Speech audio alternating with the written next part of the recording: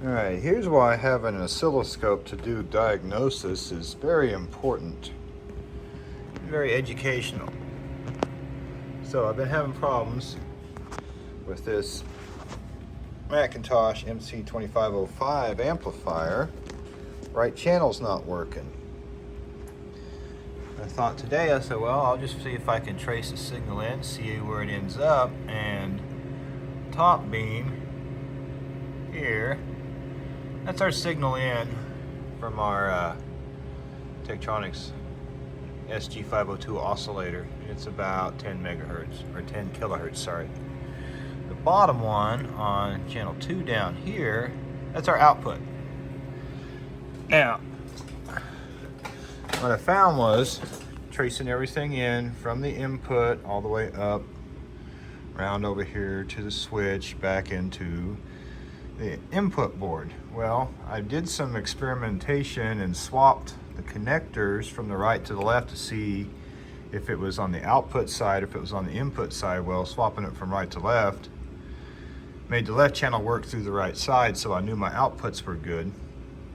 But, so that narrowed it down to either somewhere from here to here where it comes out. And playing around with this, and this has been taking me a while, and I finally just got a wild hair and decided to do it.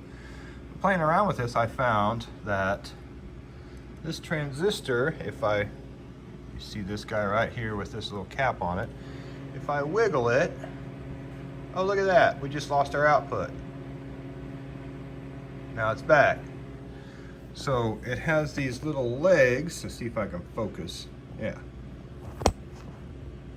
This little leg. Oh, I need a pointer.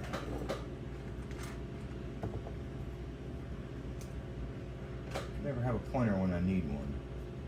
There we go. Right here, that leg is loose in the board. So is this other one. So I'm going to shut this off to take this board loose and pull it out and resolder it all, and that should be the fix, hopefully, because yeah, I wiggled it, now it's dead. So there it is, it's back again. So yeah, we'll turn this off. Watch her fade out like it always does. Yep, there we go. Output's gone. So,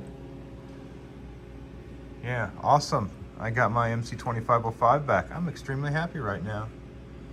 You guys all have a great day and take care. Thank you for watching and have a good day.